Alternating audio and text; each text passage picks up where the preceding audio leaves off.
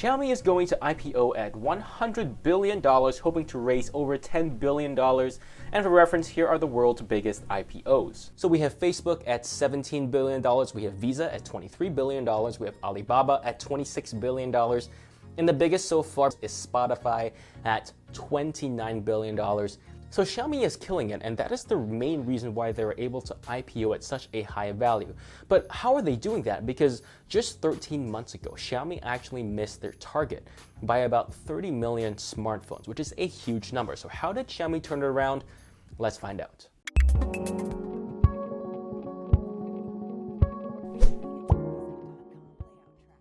So a quick update, I actually recorded that intro about 2 weeks ago, and now the kind of revised value for the IPO for Xiaomi is about 70 to 90 billion. Oh, and are you going to get in on this IPO? I know I'm not, because I don't play with stocks because I'm scared I might lose control. But let me know if you are. Let me know in the comments down below. And of course, the reason for their devaluation is that their profit outlook was too optimistic. They were compared to Alibaba, where Alibaba actually has huge profit margins, whereas Xiaomi's margins are razor thin, and that's one of the reasons. Anyway, back to the topic on hand, Xiaomi's fall from grace, or why they failed to meet their smartphone targets. So in 2016, Xiaomi actually projected that they were going to sell about 70 million smartphones, but they ended up selling about 40 million, missing their target by almost half. However, it looks like Xiaomi has turned things around because they actually beat their target by about 20 million smartphones, and they sold 91 million smartphones in 2017, which is a new record for them. And in the first 3 months of 2018, they've actually already sold 27 million smartphones. So how did Xiaomi turn this around, and why were they failing in the first place? Let's find out. So Xiaomi has phenomenal growth, obviously. They started in 2010 with just 15 people, and in 2018, they are the fourth biggest smartphone manufacturer in the world, only behind Samsung, Apple, and Huawei. They used a specific method to grow super duper fast,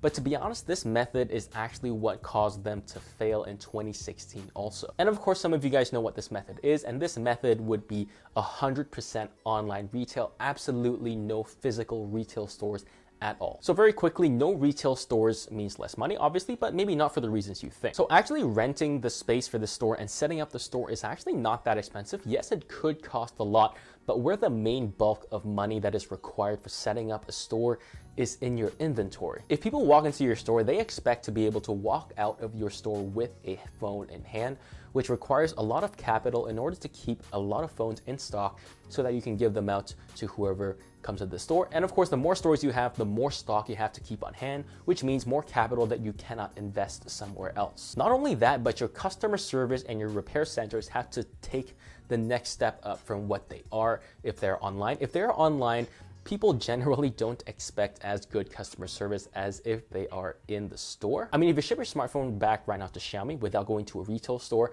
and they say it's a 2-month turnaround, you don't really have a choice. But if you are in person, it's a lot harder for the customer service rep to say to the guy, I'm gonna need your phone for about 2 months. So because of that, they have to step up their game in terms of customer service. They have to have a bigger customer service team. They got to have bigger repair centers. They got to have faster repair centers, and they got to have more spare parts on hand also, which means more capital on all these areas. And of course, with online only, they don't actually have to make the phone until you place the order, and then they make the phone, and that's called just-in-time manufacturing.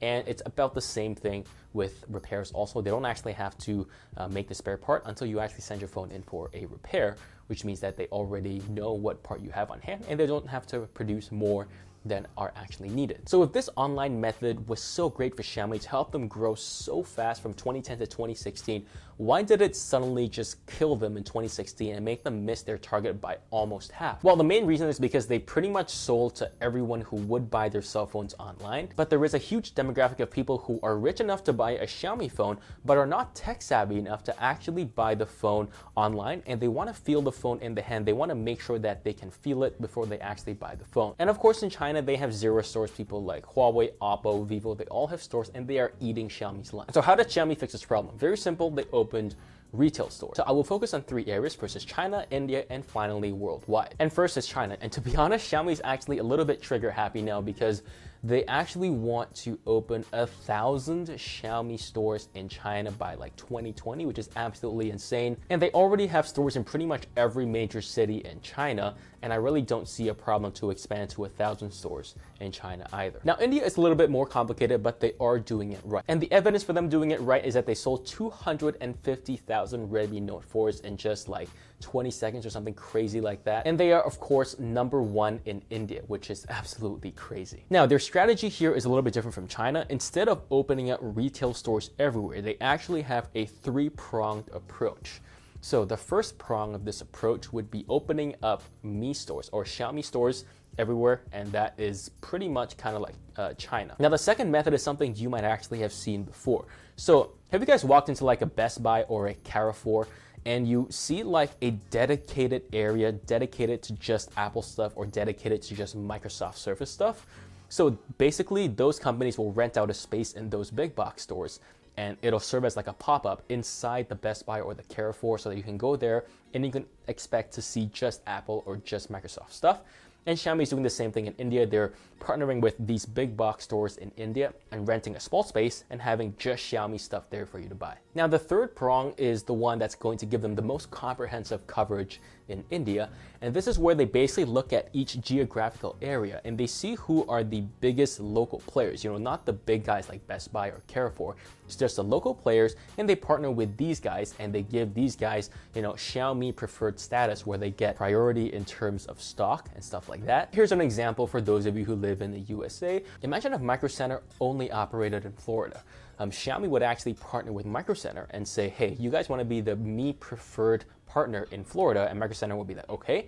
And Micro Center would actually get preferred stock over other stores in order to, boost sales. And this is the area where Xiaomi is aiming for 1,500 of these Mi preferred partners by 2018, which is like 6 months away. Now, for the rest of the world, Xiaomi is also going crazy opening stores like mad, but they are a little less crazy than India and China. So they have opened up Xiaomi stores in places like Philippines, Russia, Spain, Italy, and they're also partnering with the mobile provider 3 in order to have their phones in the carrier store in places like Austria, Denmark, Hong Kong, Ireland, Italy, Sweden, UK, Netherlands, and that's all great. So far, there's no planned expansion into USA yet, and I think Xiaomi's being a little bit cautious considering Huawei just got kicked out of USA and banned from partnering with AT&T by the US government. So yeah, retail stores, retail stores, retail stores, that is Xiaomi's strategy. So I want to hear from you.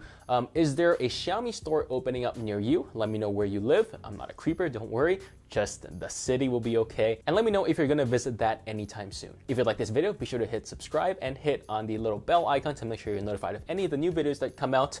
Thank you so much for watching, and I'll see you guys in the next one.